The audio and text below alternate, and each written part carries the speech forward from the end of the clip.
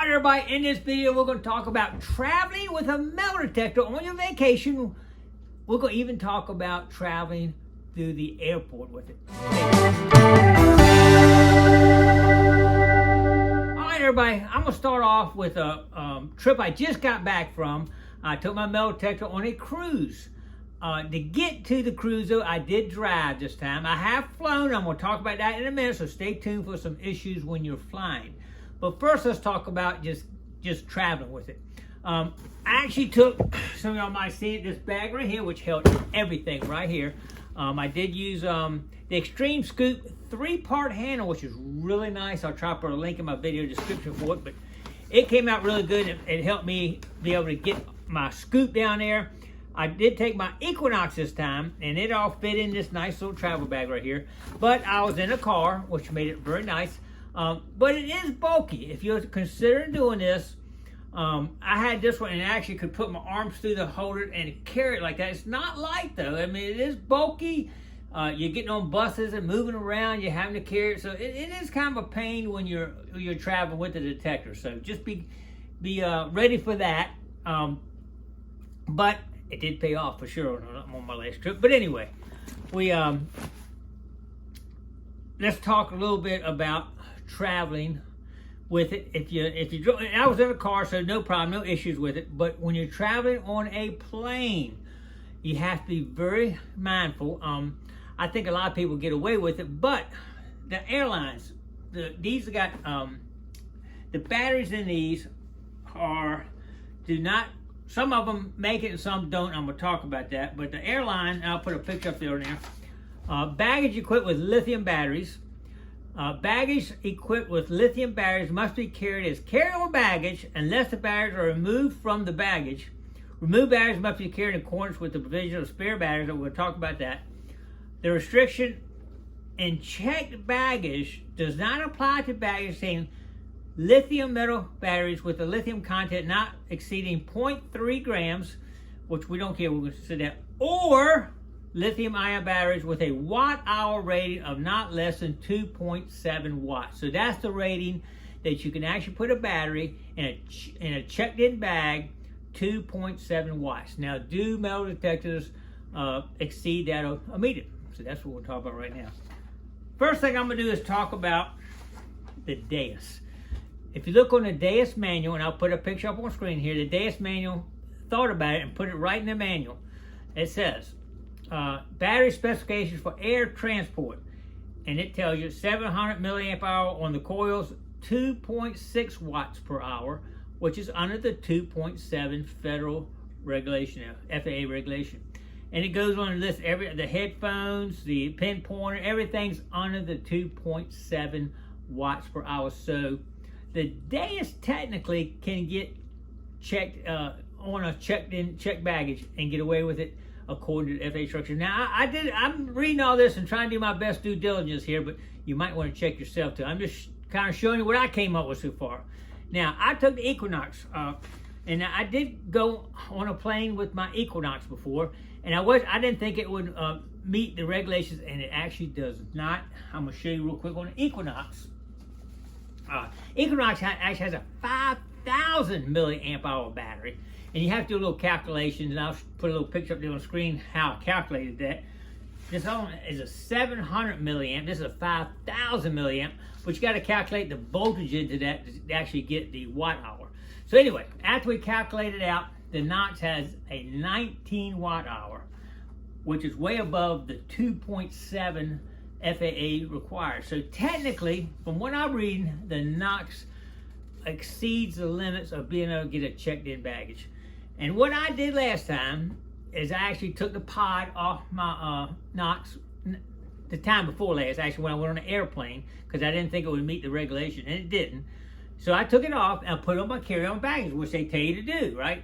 So I had a bag with all my stuff in it I had some other batteries in it too and all. So I go to the plane. Just so happened this plane was too small for a carry-on bag. So I said, that's got to go underneath the plane. I said, well, I got batteries in, they don't meet. Well, they can't go underneath. I said, well, that's why I packed them. But anyway, I had to take those out, what I could, and pack in another bag to be able to carry them small enough I could space to get my lap by the seat. They didn't have any overhead I could put anything in. So anyway, that was a pain too. So you can run into issues even when you carry things on the plane like I did. The one thing that scares me a little bit, and maybe it never has, maybe y'all shipped the Knox through airlines, never had a problem, but you get that one time, the x-ray says, oh, that's a battery, and they go in there and look at it and somehow see it doesn't meet right. Next thing you know, your detector's being held up in the airport, they won't ship it. I mean, you could technically run to a lot of things. Even if you do, like a dash that meets it, I would make sure you have a sheet right there with your equipment. Tell them, so if they do open up and look at it, they, oh, okay, that meets it, you know, so they would know. I would have that with it, because they don't know, they're going to take it out. They don't care. Your detector's gone, and good luck getting it back. I actually did check the X-Scal, just out of curiosity, because I got a few of those too. That one is 1,000 milliamp hour, but that's actually a little higher volt, 13 volt. So anyway, it comes into 13 watt hours, which is way above the 2.72. So you could not ship an Excalibur battery legally inside of your suitcase, either on a checked-in bag. So that wouldn't fly either. There's a lot of rules, like I said earlier. And if y'all might say, and I saw this one time, I said, well, I'm okay, because it says something about a 100 watt hour battery, right? But the 100 watt hour limit comes in to carry-on batteries, like your computer battery. And they kind of talk about a lot of other things that that people carry on all the time. You got your spare batteries for your phones. You got spare batteries for your computers and all that stuff. Well, we have the batteries for our detectors, but those batteries cannot exceed 100 watt hour, so all these things, the X-Scal, the Equinox, they all fall under the 100, but if they're over the 2.7 for checked-in baggage. So you could carry on, and that's what I did before, and I got away with that, even after I had to separate it when they made me put my thing under the plane. But anyway, it worked out. There's always issues trying to carry all this equipment on board. There's all kinds of stuff that can happen. But anyway, I just want to give you a quick rundown of some of the issues you could run into trying to travel with a metal detector. It's not easy, but the rewards can be good. So you got to kind of weigh all the different things you got to go through to do it. Anyway, that's what I've come up with. Y'all might want to do your own due diligence and check things out too, but it looks like the dash you could. I still a little scary. You know, somebody said that doesn't mean it, you know, throw it out, but technically the dash should make it, but the Knox won't and the X-Scal won't in a checked-in baggage. But carry on, you can make it work. All right, I just want to kind of give y'all a quick rundown what I've run into trying to travel my detector. I probably will be doing it again actually in the fall. So we learn every time we go. One thing I am going to try to do is get something better to carry in on the bus. This ended up where I just had a hand on top. I was carrying a while, and then I figured out I could put my arms through the straps on it, and that worked a lot better.